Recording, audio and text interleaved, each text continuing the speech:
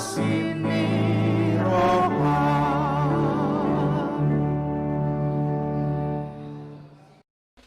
Shalom saudara-saudari yang diberkati Tuhan Yesus Kristus. Kita akan mendengarkan renungan harian pada hari ini, Rabu 4 Juni 2025. Saya mengajak kita untuk terlebih dahulu berdoa. Kasih karunia dan damai sejahtera dari Allah Bapa Tuhan kita dan dari anaknya Tuhan Yesus Kristus menyertai kamu sekalian. Amin. Saudara-saudari, marilah kita mendengarkan pembacaan firman Tuhan yang menjadi nats renungan pada hari ini.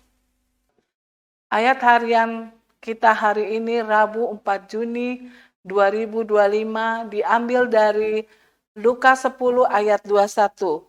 Pada waktu itu juga bergembiralah Yesus dalam Roh Kudus dan berkata, "Aku bersyukur kepadamu, Bapa, Tuhan langit dan bumi, karena semuanya itu Engkau sembunyikan bagi orang bijak dan bagi orang pandai.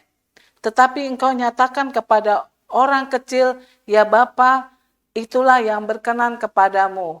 Demikian firman Tuhan. Saudara-saudari, dalam ayat ini kita menemukan sesuatu yang boleh dikatakan langka ditemukan di dalam Alkitab, yaitu menyebutkan bagaimana Tuhan Yesus meluapkan rasa sukacita atau gembiranya. Dikatakan bahwa Yesus bergembira dalam Roh Kudus. Tentu ada alasan mengapa nats ini menuliskan Yesus bergembira. Sama seperti kita, ada alasan mengapa kita bergembira karena sesuatu hal atau bersedih karena sesuatu hal juga. Tentu sukacita yang Yesus tunjukkan di dalam nats renungan hari ini bukan sekedar emosi, tetapi sukacita ilahi yang mengalir dari relasi antara Yesus dan Bapa.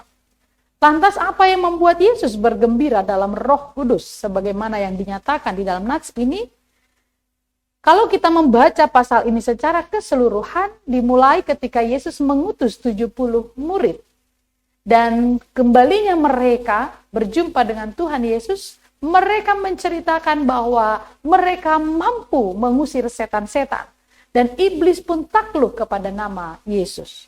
Dan Yesus menunjukkan rasa sukacitanya, namun mengingatkan mereka, jangan hanya bergembira karena mampu mengusir setan-setan, tetapi bergembiralah karena namamu ada tercatat dalam surga.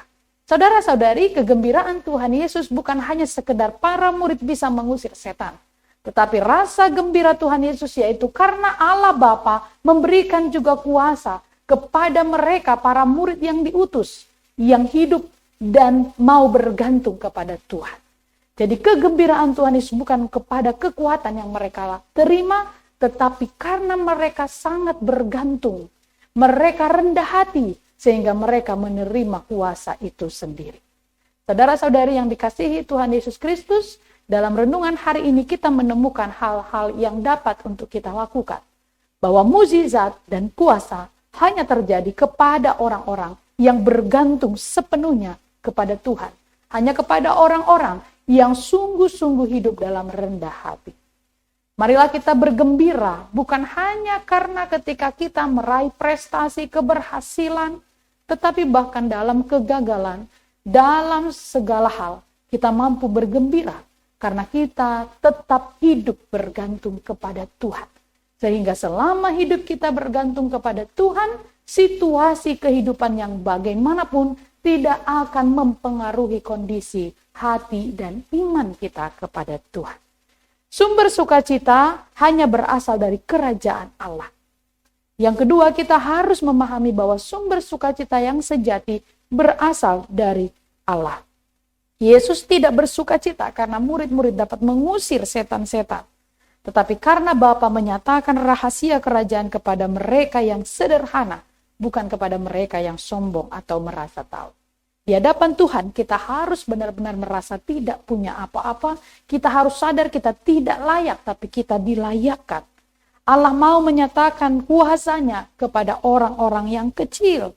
Artinya orang-orang yang sungguh-sungguh datang kepada Tuhan di dalam ketidakberdayaan. Seperti yang dituliskan dalam Yesaya 66 ayat 2b, tetapi kepada orang yang tertindas dan yang remuk hatinya dan yang gentar terhadap firman-Ku, kepada orang-orang itulah terjadi puasa.